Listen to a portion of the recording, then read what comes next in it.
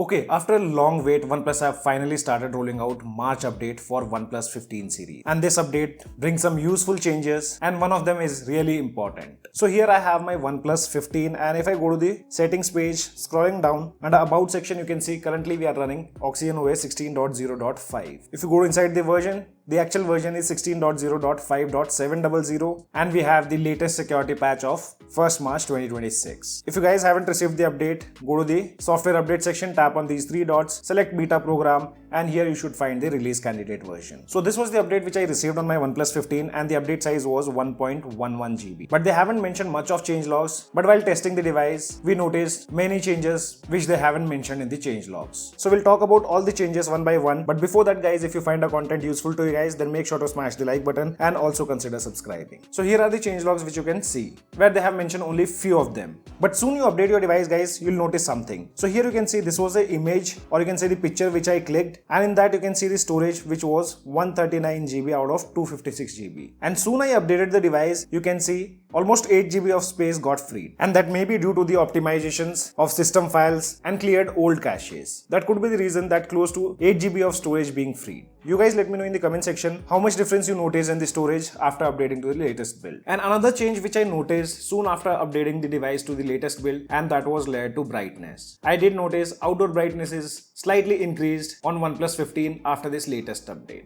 This thing also you let me know in the comment section if you see any difference in the brightness after updating. And they have also added a new feature and I would say it's a great feature. So if you scroll down, go to security and privacy, and if you scroll down more, there's a new feature called call to log under special feature. And the description says if your device gets lost or stolen, you can call our customer service or sign in into log.oneplus.com to verify your identity and remotely log the device. So here you have the option, enable it, you'll see another pop-up, tap on continue. Here it says device model, you need to enter your personal details like ID card number, phone number, email ID and another trusted contact. And you can also see here it says your information will be used for locking and unlocking your device, make sure to keep it up to date. So this feature is not from Google, it's a dedicated feature added by OnePlus and it can be really helpful if you lose your device or someone steals it. So this is that important feature what they have added. Now let's talk about some of the UI changes what they have done and not being mentioned in the changelogs. After that we'll talk about the changelogs. So first change what you'll see here in the search bar. Now the thickness of the search bar is slightly reduced if you compare it with the previous update. This is one change what you'll notice here. And now whenever you press the plus key,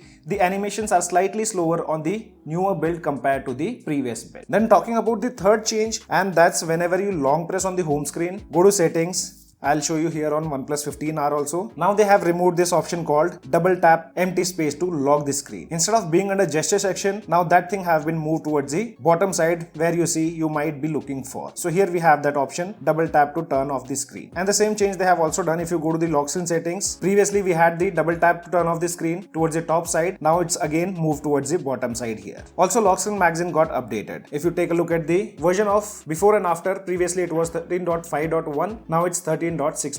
But I personally did not notice any kind of major changes. And one more change which I noticed soon after updating the device, I opened the phone application for the first time and I got this pop-up which says to provide better services, we have updated the terms on how we process your personal information when you use caller identification services. So you guys can tap here and check out the updated terms for call identification. Under gesture and motion, they have added these two options here which were not previously available on the older update. One is double tap to wake the screen and double tap to turn off the screen. And also you'll notice some changes in the gallery application. So for example, if I open up any photo and if you see towards the bottom side, now these edit options have a pill shape like the favorite, edit and the delete option are centered now. Previously everything was side by side and there was no pill to be seen, but here if you see there's a small pill for favorite, edit and delete option. And also if you go inside the settings of photos page, you'll see a new option called label AI content. So if you're using any kind of AI services in any of the photo, let me show you how will it look. So once that feature is enabled, it will show towards the bottom side generated by OnePlus AI. And if you turn off that label stuff, you won't see any kind of watermark in the photos where you have used AI services. So these are the changes which they haven't mentioned in the changelogs. Now let's talk about the changes what are being mentioned. First one is related to clock application where it says you can now start multiple timers simultaneously for more effective multitasking. So let's open up the clock application on both the devices. So here we have the timer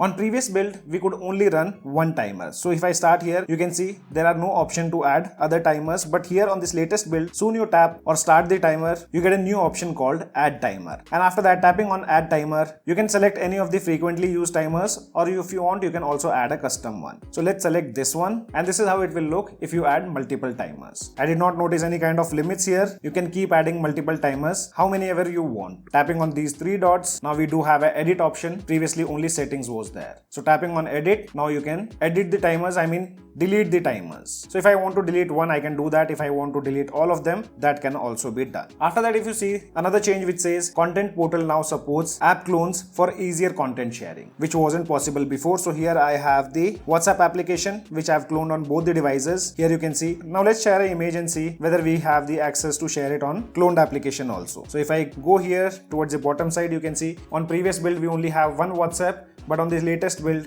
we also have a cloned application of WhatsApp too. So now we can share the files even with the cloned applications. And guys, this feature I was not able to find it after the update, which says added the automatically open received file switch. I did try out sharing files also using quick share, but I did not find any toggle or switch. If you guys find, let me know in the comment section below. So guys, these are all the changes what you guys will see on your OnePlus smartphones with the March update. Meanwhile, if you guys have any kind of questions, let me know in the comment section below. This is your friend Ashok signing out. See you guys in the next video.